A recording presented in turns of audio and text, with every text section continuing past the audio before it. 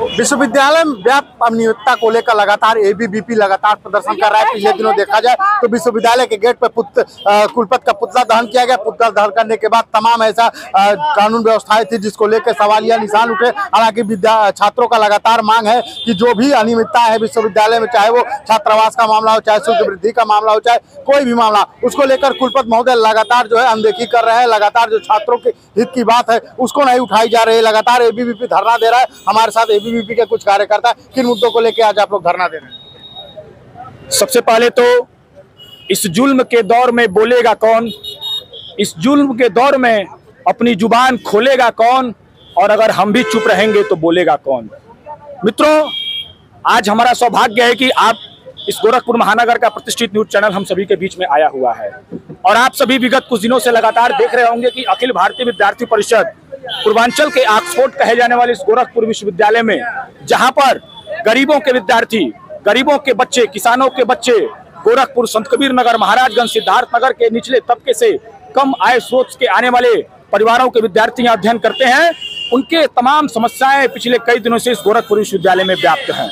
इसके साथ साथ जब पिछले 13 तारीख को, उसके पहले 26 जून को, उसके पहले 1 मार्च को, या यूं कहें औपचारिक अनौपचारिक तरीके से महीनों लगातार ज्ञापन देने के बाद, विश्वविद्यालय की तमाम समस्याओं से कुलपति महोदय को अवगत कराने के बाद भी कुलपति महोदय जो अपने पद के मद में बदांत हैं, अपने कुर्सी के घमंड में चूर हैं, उनको जरा भी जू नहीं रेंग रहा था। उनको विद्यार्थियों की समस्याएं समझ में नहीं आ रही थी। वो अपने एसी के कमरों में बैठ करके सिर्फ और सिर्फ तानाशाही और तुगलकी फरमान जारी कर रहे थे, लगातार शुल्क वृद्धि कर रहे थे।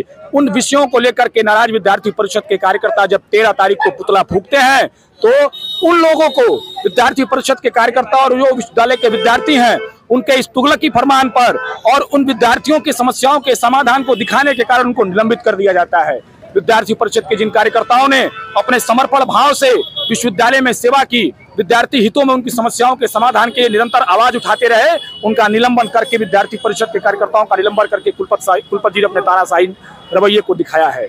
और इस विश्वविद्यालय में लगातार पेयजल की समस्या, स्वच्छता की समस्या, सफाई की समस्या, शोध छात्रों की शुल्क वृद्धि, बीए बीएससी बीकॉम में लगातार रजिस्ट्रेशन शुल्क और सालाना शुल्क को बढ़ोतरी, एग्जामिनेशन शुल्क में बढ़ोतरी 200 से 300 गुना बढ़ती जा रही है। और विद्यार्थी परिषद के बार बार आगाह करने के बाद भी, अवगत कराने के बाद भी विश्वविद्यालय के कुलपति अपनी बातों को, विद्यार्थी की इन बातों को नहीं सुन रहे हैं। कुलपति महोदय आए हैं गोरखपुर विश्वविद्यालय में, लगातार धरना चलता है, लगातार आंदोलन चलता है। क्या आपको लगता है इसका कोई निष्कर्ष निकल के आता है? कई सालों से कुलपति महोदय कुर्सी पर बैठे हैं, कोई एक भी मुद्दा रहा हो जिस पर कुलपति महोदय ने मामले को संज्ञान लेकर उस पर कार्रवाई और उचित निर्णय लिया हो? मुझे लगता है कि शायद ही ऐसा कोई निर्णय इस विश्वविद्यालय कुलपति का रहा हो जो विश्वविद्यालय हित में, छात्र हित में उन्होंने लिया हो। आप देख रहे होंगे कि 3 वर्षों से प्रत्येक वर्ष जो बीए बीएससी बीकॉम की फीस 2500 से 3000 सालाना हुआ करती थी, वो फीस अब 10,000 पार कर चुकी है सालाना। रजिस्ट्रेशन शुल्क जो पहले नहीं लगता था, वो 1500 रुपए लिए जा रहे हैं। और इसके साथ साथ प्रवेश पत्र जो विद्यार्थियों का प्रतिवर्ष जारी होना चाहिए, वो प्रतिवर्ष प्रवेश जो उनका परिचय पत्र होता है, वो परिचय पत्र 3 साल में एक बार जारी हो रहा है। तमाम तरह के भ्रष्टाचार हैं। कुलपति जी न पेयजल की सही व्यवस्था दे पा रहे हैं, न विश्वविद्यालय में साफ सफाई दे रहा है, सिर्फ और सिर्फ इस गोरखपुर विश्वविद्यालय को प्राइवेट विश्वविद्यालय बनाने की तरफ पूरी तरह से अग्रसर कर रहे हैं। क्या लगता है इस आंदोलन के बाद कुलपति जी के अंदर कोई सुधार आएगा, कोई ठोस निर्णय लेंगे छात्र हित के लिए? देखिए, अखिल भारतीय विद्यार्थी परिषद का इतिहास ये आंदोलन और उसके परिणाम का रहा है। निश्चित रूप से अखिल भारतीय विद्यार्थी परिषद ने अगर ये ठाना है कि विश्वविद्यालय की में व्याप्त भ्रष्टाचार और अनियमितताओं को समाप्त करेगी, तो मैं आपको ये विश्वास दिलाना चाहता हूं कि विद्यार्थी परिषद के नेतृत्व में विश्वविद्यालय अब सही दशा और दिशा में चलेगा। और विद्यार्थी परिषद शिक्षा और विद्यार्थी को लेकर के साथ चलती रही। भारतीय परंपरा और सभ्यता में एक पंक्ति कही गई है, ओम सहना बहुत सैनो गुण सवीर्यम करवा वही तेजस्वी ना वही तमस्तुमा भी दीक्षा वही, यानी शिक्षक और छात्र एक साथ चलें, आनंद पूर्वक कार्य करें।